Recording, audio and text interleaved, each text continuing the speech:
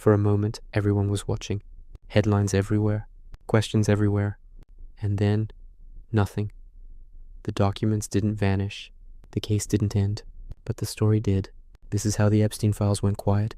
This video isn't about rumors. It's not about theories.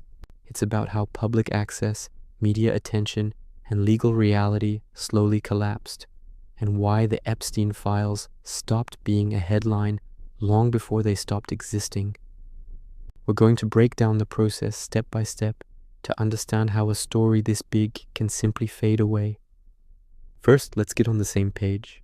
When people say the Epstein files, they aren't talking about one secret, leather-bound book with a list of names. It's not a single file you can just download. What they really mean is a massive, sprawling collection of court records. We're talking about witness depositions, which are basically formal interviews under oath. We're talking about flight logs, legal motions, and thousands of pages of documents that were unsealed by the courts over a long period.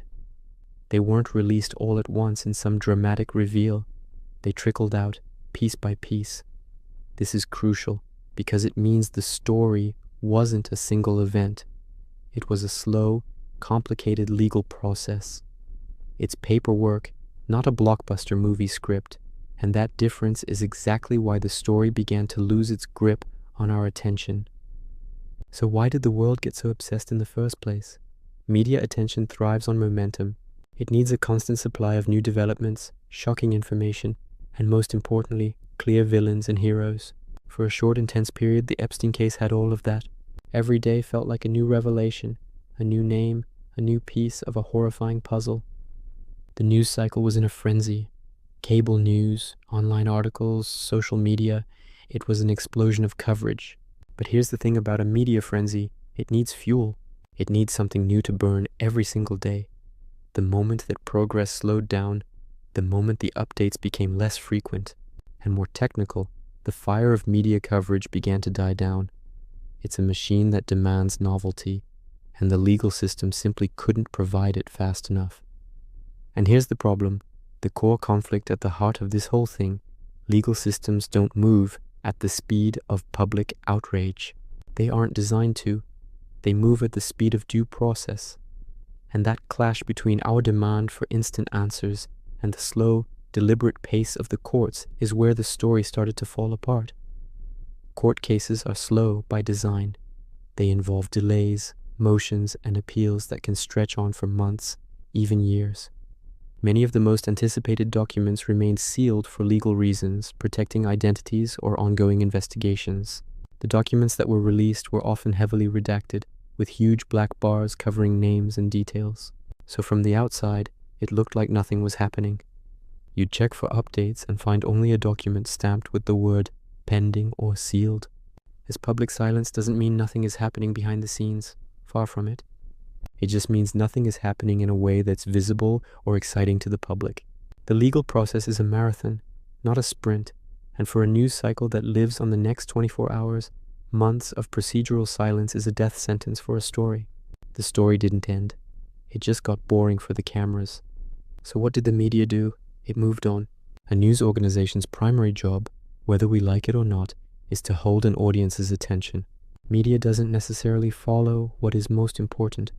It follows what is most new, most shocking, and most likely to get clicks, views, and shares. The Epstein story, bogged down in legal complexities and long waits, stopped producing those easy, shocking headlines. It became difficult to explain, with fewer and fewer new angles to report. So, gradually, the news feed replaced Epstein headlines with the next big thing, a political scandal, a natural disaster, a celebrity story. The attention economy is ruthless. When a story stops producing clicks and engagement, coverage disappears.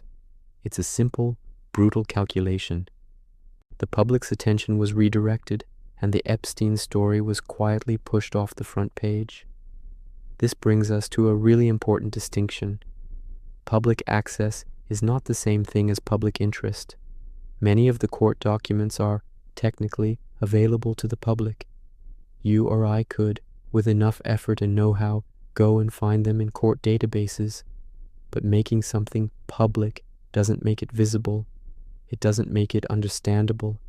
It doesn't make it part of the conversation.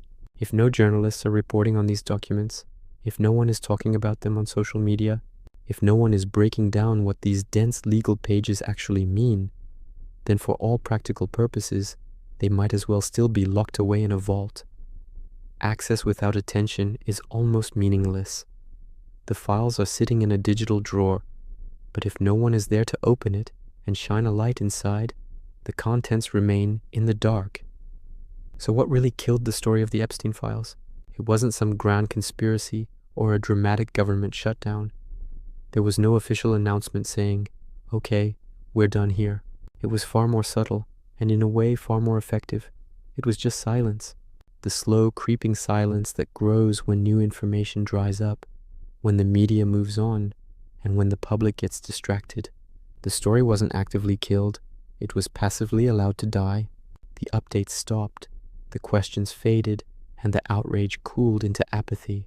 And in our modern information ecosystem, silence is often the most effective way to make a story disappear from public consciousness, even if the underlying issues are far from resolved.